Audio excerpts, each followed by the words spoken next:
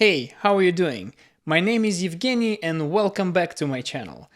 So today we are going to discuss salary negotiations. On this channel I am going to be very transparent about money and salary because I think it's always interesting and inspiring, well, at least for me. I've recently changed a job with a 60% increase in my salary from 105,000 UK pounds to 160,000 UK pounds, excluding the stock option bonuses, which I would want to make a separate video about. Did I negotiate?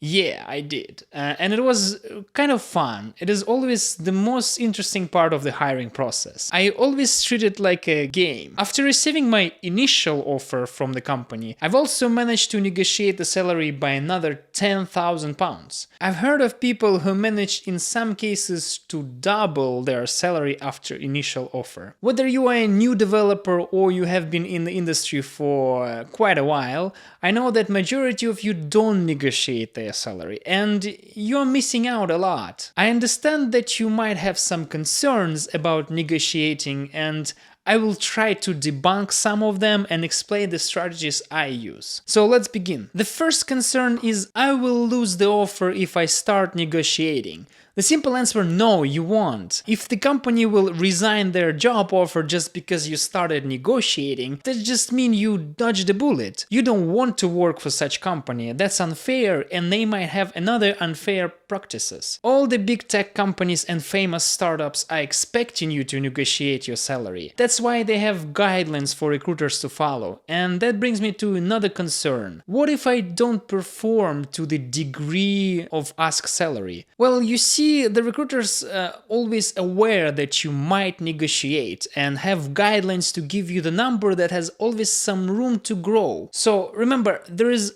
always room to increase your offer if you follow negotiation strategies. They're never going to give you the biggest offer they can afford, right? So let's discuss some strategies. You've probably heard this many times. What is your salary expectation?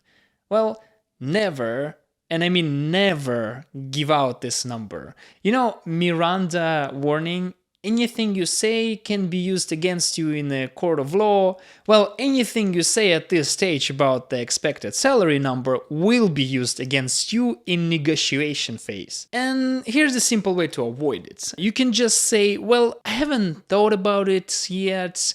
Would you please share with me the compensation band for this position? In 99% of the time, from my experience, they just share the range. If they continue to ask for the number, you just say that, I'm not sure at this stage, let's come back to this later. Okay, but what do you say to the range they just provided you? Whatever you say, don't say, okay, that's a great range, I love it, sign me in. No, you just reduce your negotiation power by doing that. Just say, it's a really good start, or it is a good salary range, but I would like to come back and review it further in the process.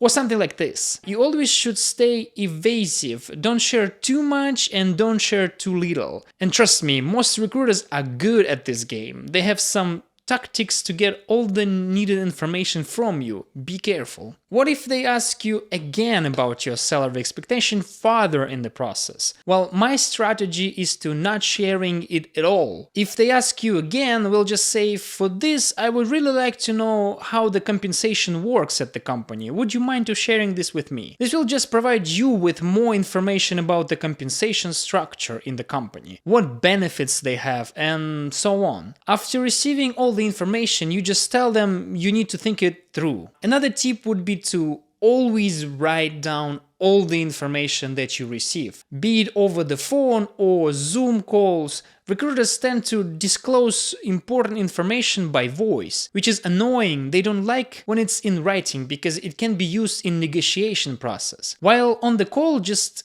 write everything down, and after the call, email all the information to recruiter to confirm that you understood everything correctly. Try to keep all the conversation over the email and only hop on to the call to discuss something in more details. Just to give you an example, the recruiter might say that they are hiring you for a new team and you are one of the first developers. If you write it down, you can remember to mention that one when you ask for more salary, because probably you will be involved in a lot of interviews in addition to doing your main job, and that could be a good reason to ask for more. Or recruiter might mention the number of vacation days, and it is always a good thing to have in writing, in case you decide that it's something that you would want to negotiate. Okay, so you have passed all the interviews, the recruiter calls you to say that everything looks good, everybody gave a positive review, and the question again, what would be the ideal number for you to accept the offer? Or something like this. And again, don't provide any specific number.